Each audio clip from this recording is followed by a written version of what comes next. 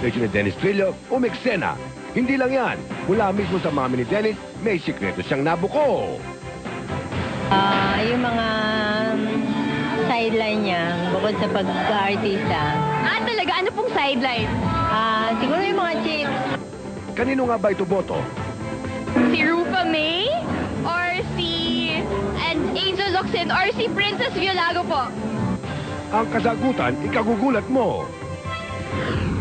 Iwamoto, pinag-aagawan ng Mark Cielo, Gian Carlos, Ben Pasha at Shaq Ali.